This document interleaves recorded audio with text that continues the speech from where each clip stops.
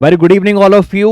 आज आपके साथ डिस्कस करूंगा कि 100 नंबर लाने के लिए क्या चाणक्य नीति बच्चे फॉलो करते हैं, और जो हमारा पास्ट ईयर रिजल्ट रहा उनमें जिन जिन बच्चों के 100 आउट ऑफ 100 मार्क्स आए हैं तो उन्होंने क्या स्ट्रेटेजी फॉलो करी थी। इस वीडियो में मैं आपके साथ proper chapter wise strategy discuss करूंगा जिसमें आपके पक्के हो जाएंगे पूरे 100 में से 100 नंबर। तो आइए चाणक्य नीति को आगे कंटिन्यू करते हैं अपने साथ। मैं आपके साथ दोस्तों लेके आया हूं लास्ट 6 डेज प्लानर। आपका इकोनॉमिक्स का एग्जाम है 19th को, और उसके बाद हमारा फेवरेट सब्जेक्ट अकाउंट्स, उसका एग्जाम है 26 ऑफ मार्च। 6 डेज के अराउंड गैप है, थोड़ा सा ज्यादा ही है। तो 6 डेज में क्या प्लान करना है, प्रॉपर स्ट्रेटेजी क्या होनी चाहिए, चैप्टर वाइज आप सब बच्चों को वही फॉलो करना है। अब मैं चलता हूं आपके साथ। ये हैं दोस्तों तीनों बुक्स, और तीनों बुक्स के सारे चैप्टर्स एक जगह हैं। किस दिन क्या करना है इस बात का आप विशेष ध्यान रखेंगे। उससे पहले सबसे इंपॉर्टेंट बात, मेरे जैसे और भी बहुत सारे टीचर्स हैं, उन टीचर्स ने भी अपनी अपनी स्ट्रैटेजी बना रखी है।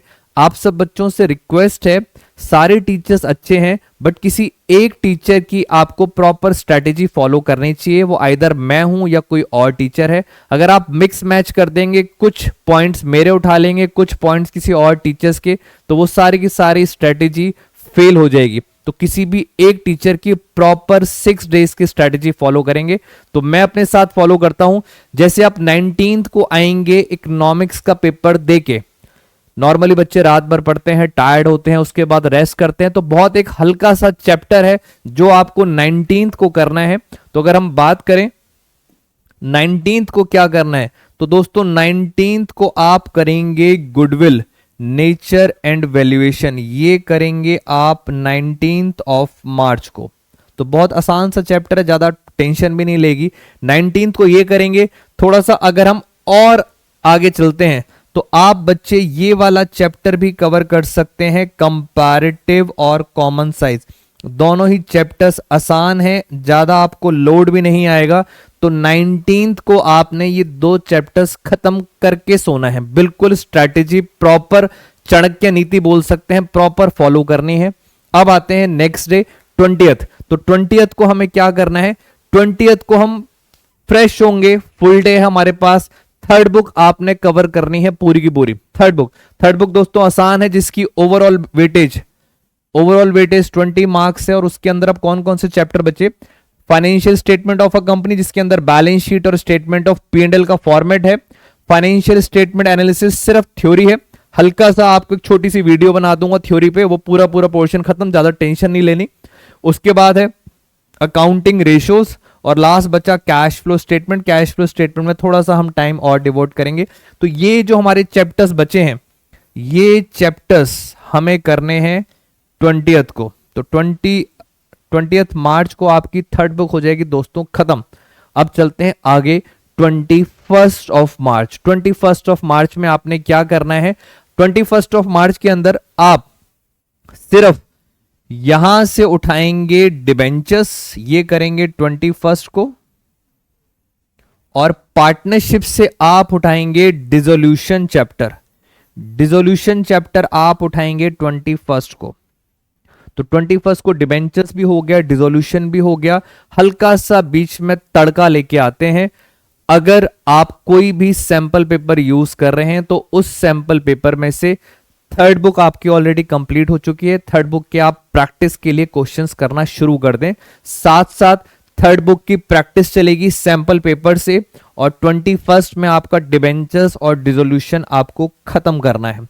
फिर हम आते हैं नेक्स्ट 22 को आपने क्या करना है, यहां से आप लेंगे चेंज इन PSR,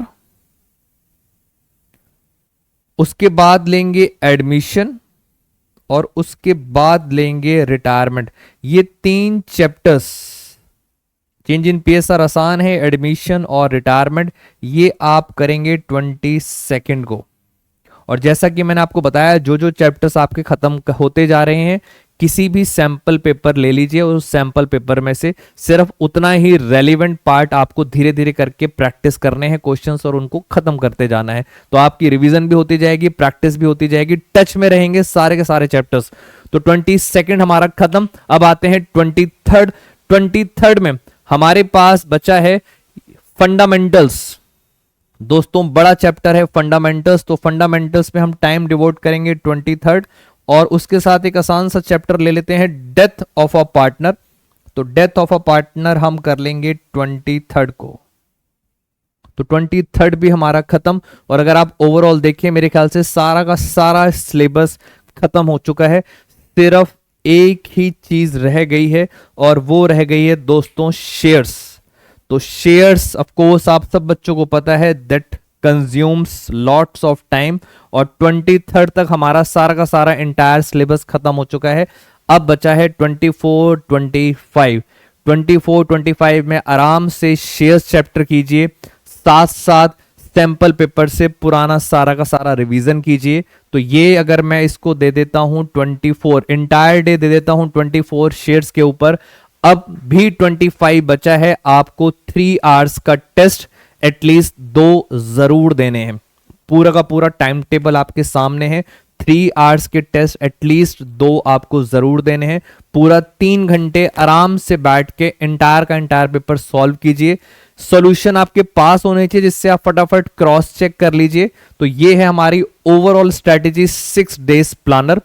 आप अपने अकॉर्डिंग थोड़ा सा प्लस माइनस कर सकते हैं डिपेंडिंग अपॉन कि आपको कौन से चैप्टर में टाइम ज्यादा लग रहा है या कम, बट इससे ऊपर नीचे थोड़ा सा करना है, ज्यादा नहीं करना। 6 डेज दोस्तों इंटायर स्ट्रेटेजी के साथ इस चाणक्य नीति को फॉलो करोगे तो पूरे 100 मार्क्स के लिए आप फाइट कर सकते हो बोर्ड एग्जाम में। मिलते हैं एक और वीडियो में कुछ और टिप्स एंड ट्रिक्स के साथ। Take care everyone.